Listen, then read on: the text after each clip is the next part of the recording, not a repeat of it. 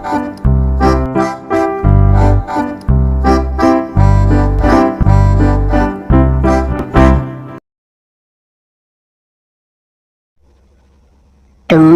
Bucket.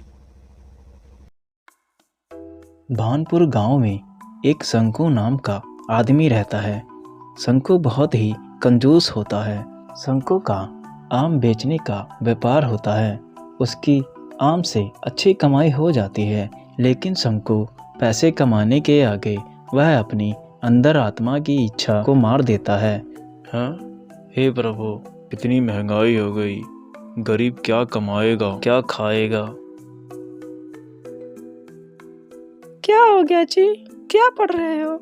उसका कुछ भी खाने को मन करता है, लेकिन पैसे बचाने के लिए नहीं खाता और अपनी अंदर आत्मा की इच्छा को मार देता है।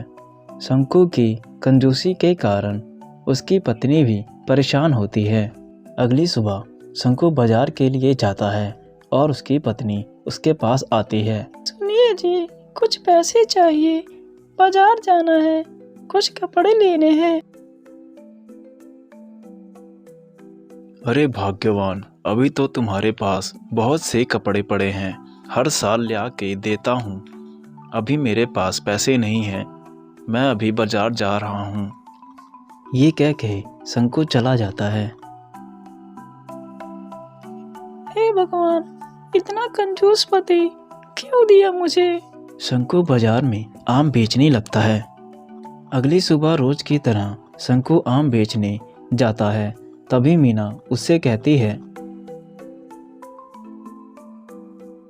सुनिए जी, आज बाजार से जल्दी घर आ जाना, कुछ मेहमान आने वाले हैं। ठीक है भाग्यवान, शाम तक जल्दी आ जाऊँगा। शंकु बाजार के लिए निकल जाता है और आम बेच रहा होता है। अचानक उसकी नज़र बाजार में बिक रहे समोसे पर जाती है। शंकु का मन समोसा खाने को करता है। अरे कितने स्वादिष्ट समोसे लग रहे हैं, मुंह में पानी आ रहा है। ये सुन के शंकु की आत्मा खुश हो जाती है। अरे वाह, आज समोसा खाने को मिलेगा, पर समोसे के लिए तो पैसे देना पड़ेगा। जाने दो, फिर कभी खाऊंगा। ये कह के शंकु घर के लिए जाने लगता है और आधे रास्ते जाके थक जाता है। अरे चलते चलते थक गया हूँ, थोड़ा आराम कर लेता हूँ। अरे ये क्या, भूख लग रही है, कुछ आम खा लेता हूँ। ये सुन शंकु की आत्मा खुश हो जाती है और कहती है, अरे वाह, आज तो मीठे आम खाने को मिलेगा। अरे अगर मैंने आम खा लिया तो पैसे कैसे कमाऊंगा। एक काम करता हूँ, थोड़ी देर सो लेता हूँ, भूख खत्म हो जाएगी। शंकु की बात सुन के शंकु की आत्मा उससे गुस्सा हो जाती है और शंकु के सोते ही उसकी आत्मा उसके शरीर से बाहर निकल जाती है और पेड़ जाके बैठ जाती है।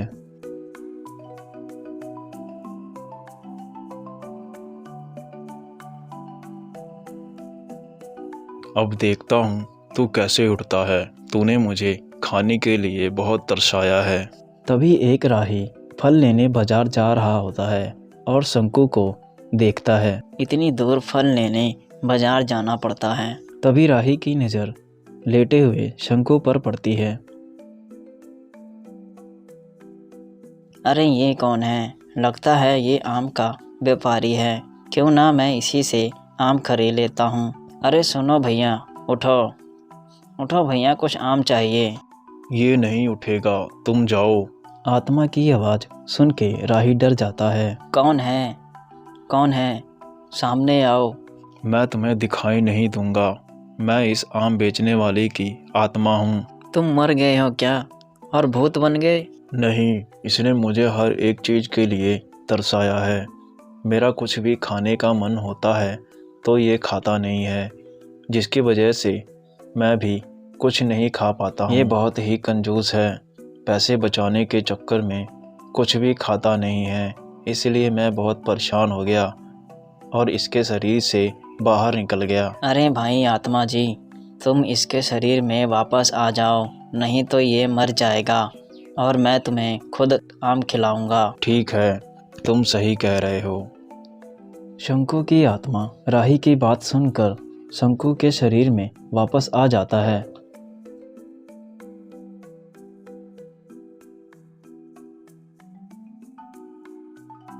अरे लगता है गहरी नींद में सो गया था। सर में बहुत दर्द हो रहा है। अरे भाई मेरे लिए कुछ आम बांध दो।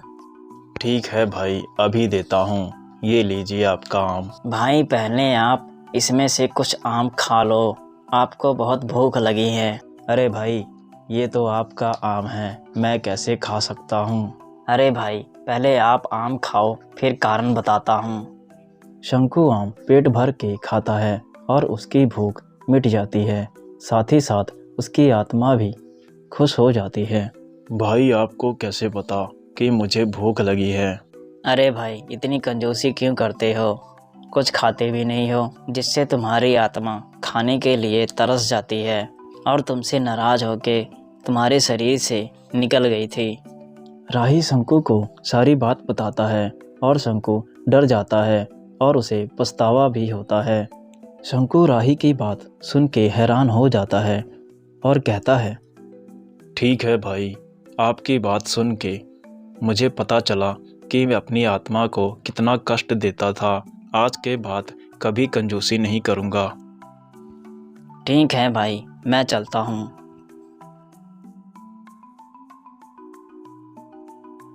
उस दिन के बाद शंकु कभी कंजूसी नहीं करता और जी भर के खाता है। इससे हम ये सीखते हैं कि जाने अनजाने हम अपने मन को तकलीफ़ देते हैं, इसलिए कभी कभी हमें अपनी मन की बात भी सुन लेना चाहिए।